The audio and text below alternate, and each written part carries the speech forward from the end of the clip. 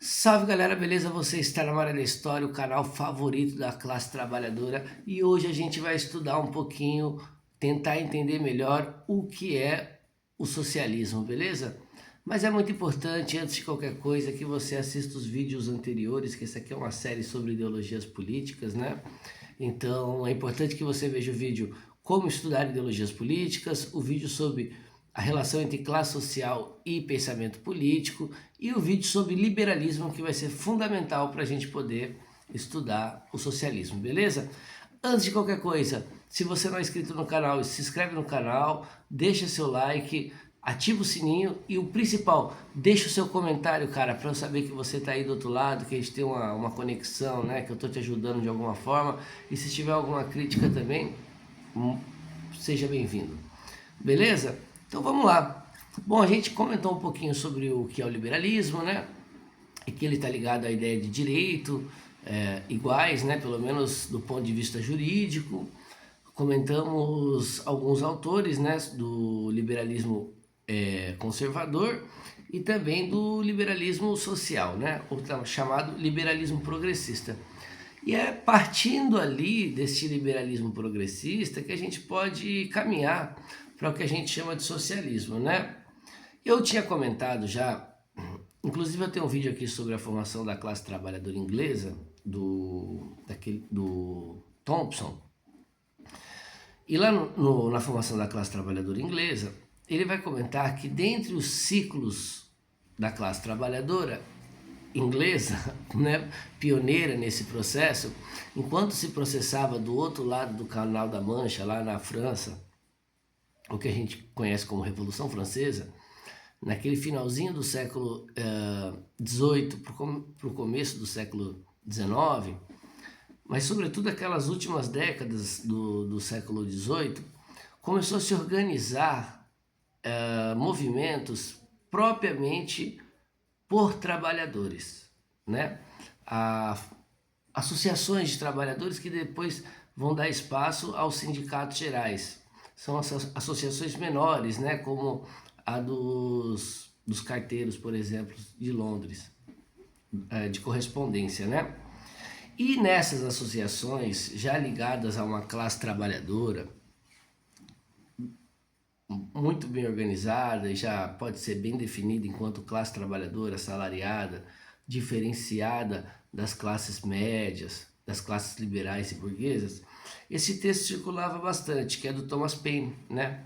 Os Direitos do Homem. Esses trabalhadores dessas associações buscavam o direito de participar do parlamento. E esse texto, O Direito dos Homens, do Thomas Paine, e também um outro texto que eu não me lembro o autor agora, que é sobre o peregrino, muito ligado a ideias religiosas, circulam nesses meios voltados para a classe trabalhadora. Muitos dizem, inclusive, que o Thomas Paine, se desse mais um passo à esquerda, seria um socialista, né? Mas ele é considerado um liberal social. E outro livro que circulava bastante ali no meio, sobretudo daqueles mais letrados, né? Intelectualizados, David Ricardo. Esse livro aqui, né, que eu tenho da coleção Os Economistas, que é Princípio da Economia, Política e Tributação, da qual ele vai dar continuidade a alguns conceitos ligados à obra do Adam Smith, né, a riqueza das nações, mas sobretudo focalizar ali na questão da teoria do valor, né, do Adam Smith. Então, a teoria do valor trabalho, por exemplo, né? Por exemplo, não, que é a única que tem ali da economia política clássica. E que o que gera valor, a priori, é o trabalho.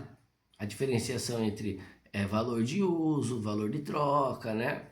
E como que isso impacta nas noções de preço, a noção de mais-valia, vai tudo saindo dessa obra do Ricardo, já presente nos ciclos operários, né, do século XIX e também finalzinho do século XVIII.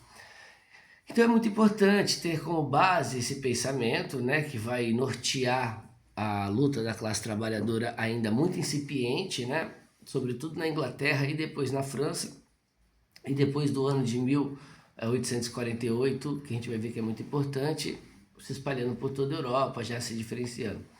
A palavra socialismo, propriamente dito, segundo o Eric Hobsbawm, que é um historiador que a gente está usando aqui como referência, ela surge ali por volta do ano de 1820, né? Até então, aqueles que nós atribuímos movimento operário, luta sindical, socialismo, entre aspas, era conhecido pura e simplesmente como jacobinos, né? Bom, é isso. E alguns nomes vão se destacar nessa questão do socialismo, né? Ou desse pensamento socialista, ou se afirmando enquanto socialistas, que a gente vai ver as definições deles, né? E as definições de outros a respeito deles. Por exemplo, o Robert Owen, o Saint-Simon, o Fourier e... deixa eu ver quem mais. Robert Owen, Saint-Simon, Fourier e o Auguste Blanc também, né? Que a gente vai ver a importância desses autores. Eu recomendo muito para se estudar esse tema, esse livro aqui do Durkheim. Primeiro porque o Durkheim não é socialista, né? Ele é mais conservador e tal, e ele vai tentar estudar o socialismo por meio do seu método, que é a questão do fato social, ou seja, estudar o socialismo como coisa, né? Mas nesse livro ele vai fazer uma apresentação muito legal da obra do Saint-Simon, né? E o Saint-Simon, ele está muito ligado à sociologia de modo geral, né? Ele foi um industrial, portanto, ele pertencia à classe burguesa. Eu costumo chamar esse socialismo incipiente, o inicial, né, como socialismo burguês. O Marx vai chamar de socialismo utópico, alguns vão chamar simplesmente de socialistas, né? Mas essa ideia ainda estava em formação. Então, o Saint-Simon, ele é muito ligado a uma tecnocracia, no sentido que eles pensam o mundo guiados por técnicos, por engenheiros e etc. Muita gente era simoniana, vamos chamar assim, né? Saint-Simoniana, e trabalhava na área da indústria. Se eu não me engano, o pessoal que construiu o canal do Panamá estudou com o Saint-Simon, tinha ligações com o Saint-Simon, ou o canal de Suez, eu não me lembro agora, mas é importante ver como que ele influenciava no pensamento tecnocrata da época, para além do socialismo, né? Na sociologia, porque o Augusto Comte, um dos fundadores do positivismo, foi aluno do Saint-Simon, então ele tinha essa ideia de socialismo ligada à ciência, ao progresso, à industrialização, sobretudo, ou seja, via o socialismo como uma continuidade do progresso, da ideia liberal de progresso, de justiça. Então, buscava-se não negar o liberalismo naquela ideia de igualdade, fraternidade e liberdade, mas ampliar essas noções de igualdade, fraternidade e liberdade por meio do socialismo, né? Saint-Simon ele tem um pensamento muito rico, né, sobre industrialização, sobre técnica, sobre tecnologia e também sobre religião, né?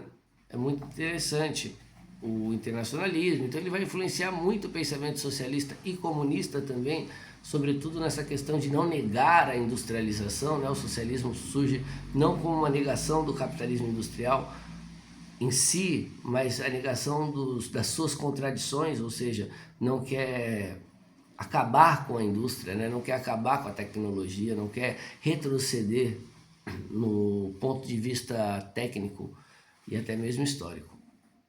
Outro pensador muito importante é o Robert Owen, né, que vai influenciar muitas noções de cooperativismo, inclusive com o pessoal lá dos pioneiros de Rothschild, né, se eu não me engano, que vão fundar os princípios do cooperativismo, que até hoje é muito influente nas cooperativas, né? Eu trabalhei com cooperativa um tempo, é muito importante, é muito interessante pensar junto com o Robert Owen, né, a gestão de uma cooperativa, a participação dos trabalhadores, a questão da importância com a comunidade, na formação intelectual dos trabalhadores, no bem-estar daqueles que produzem, né?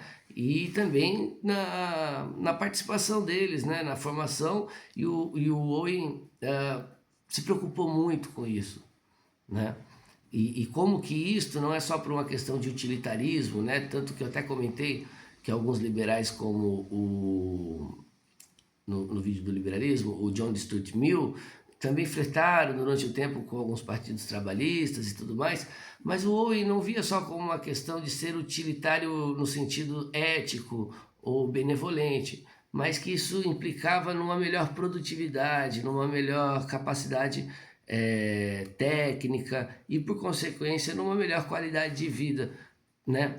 Esses socialistas, sobretudo o Saint-Simon, que eu tinha comentado, eles não separavam ainda, inclusive tentando fazer sociologia, as classes como proletários e burgueses, como vai fazer o Marx daqui a pouquinho, né? Mas aqui ele colocava tanto proletário como burgueses como industriais, e que como uma espécie de cooperação de classe na questão da indústria, né? Então o Marx vai ver isso com certa ingenuidade.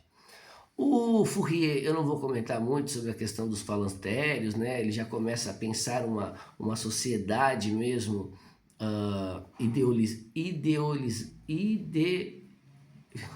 agora eu não vou conseguir falar, gente. Uma idealizada, né? Uma sociedade ideal. Ele começa a pensar já nesses termos que a gente pode classificar como mais utópicos, né? Entre aspas, para não ser pejorativo aqui. E o Blanc, Auguste Blanc, vai estar muito mais ligado a um ativismo político, né? Vai ter suas teorias a respeito das relações dentro do capitalismo e vai fazer uma crítica muito grande ao capitalismo, né? Muito mais do que o Saint-Simon, muito mais que o Owen, na ideia, por exemplo, de luta de classes, né? O Blanc já se falava em luta de classes muito antes do Marx, né? Essa galera aqui é de uma geração anterior ao Marx. O Marx estava ainda nascendo, estava muito jovem nessa época, ele já apresentava, nascendo eu não digo, né? Mas ele estava muito jovem, o Marx, né? Então ele não participava ainda dos ciclos políticos. E o Blanc já vai apresentar uma noção de luta de classes, de conflitos sociais, que vai ser incorporado pelo socialismo. Bom, eu acho que é isso, né, galera? O socialismo surge nesse contexto de 1920, ele vai se formando por meio desses pensadores, desses ativistas, como o Saint-Simon, o Robert Owen, o Fourier, o Auguste Blanc e muitos outros que vão surgindo depois, né?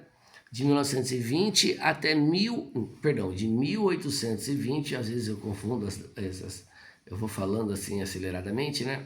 Até 1848, quando começam a se processar uma série de revoluções na Europa, chamadas de Primavera dos Povos, da qual a classe trabalhadora já tem uma participação ativa muito intensa. E é neste contexto de 1848 que Marx vai publicar, por exemplo, o Manifesto Comunista, trazendo uma outra noção mais radical, vamos colocar assim, de proposta política ao socialismo, e outros pensadores que se autoafirmavam socialistas, né?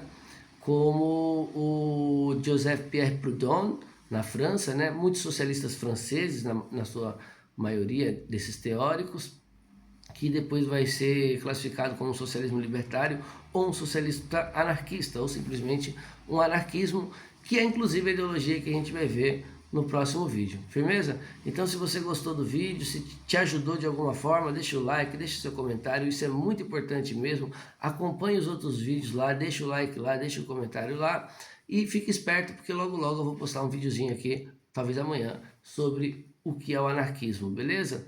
Tamo junto, galera. É nóis. Boa semana, bom fim de semana, é nóis.